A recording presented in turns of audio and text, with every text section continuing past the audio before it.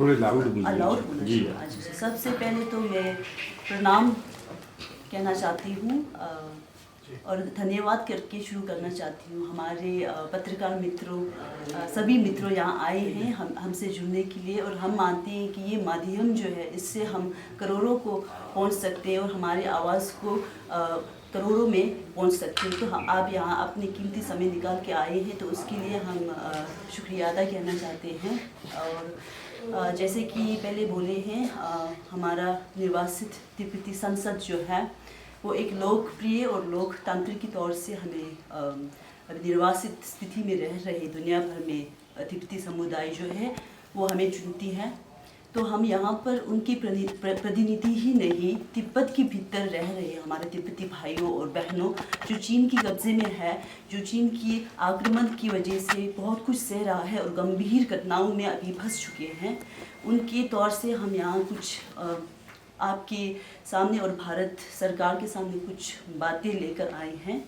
और हमारी आशा है और हमारे जैसे कि हमारे विनती के तौर पे हम भारत सरकार को कुछ बातें बोलना चाहते हैं और हमारे भारतीय नागरिकों को भी कुछ बोलना चाहते हैं।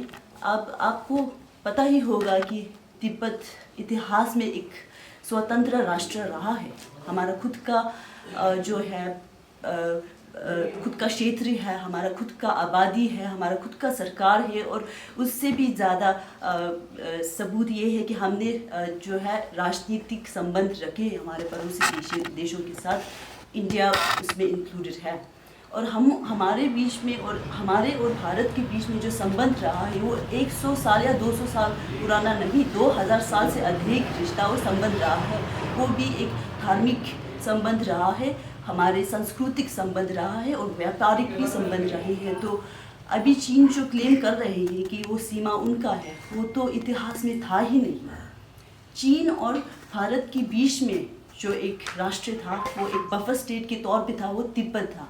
अभी जहाँ भारत की सीमाओं पे इतना तनाव है, हमारा जो है जवान लोग बैठे हैं और भारत के जो बजट में से बहुत ज़्यादा पैसे वहाँ खर्च रहा है, वो भी उनको मुंह तोड़ जवाब देने के लिए, चीन को चुनौती देने के लिए, क्योंकि चीन ने बार बार भारत को चुनौती दी है। चीन उनके क्या बोलते हैं, उनके पेशेंस को टेस्ट किए हैं, उनको मुंह तोड़ जवाब देने के लिए साल भर साल उनकी बजट को बढ़ाना पड़ रहा है। और हमें लगता है वो ये सब खर्चे जो हैं हमारे आम नागरिक के ऊपर दिया जा सकता था, उनके स्वास्थ्य के लिए, उनकी शिक्षा और डेवलपमेंट के लिए दिए जा सकते थे, अगर भारत जो है तिब्बत के ऊपर कुछ ठोस स्टैंड ले। तो हम यहाँ आए हैं आप सबको बोलने के लिए कि तिब्बत में मानव अधिकार नहीं है। और रिसेंटली जो हमारा universal periodic review Geneva Switzerland में हुआ था, 20 देशों ने 24 रिकमेंडेशन दे के तिब्बत के बारे में चर्चा की। हमें लगता है कि भारत को भी करना चाहिए। अभी भारत बढ़ रहा है तो उनको भी ठोस स्टैंड लेके हमारी विनती है कि भारत सरकार जो है वो तिब्बत का पॉलिसी जो हमारे सेंट्रल केंद्रीय सरकार के द्वारा उस पर ठोस स्टैंड लिया जाए और तिब्बत को एक इतिहास को दोहराते हुए तिब्बत को एक स्वतंत्र राष्ट्र माना जाए, ताकि उससे भारत का भी सुरक्षा हो, भारत का भी फायदा हो और तिब्बत को हमारे हक का जो है वापसी मिले हमको।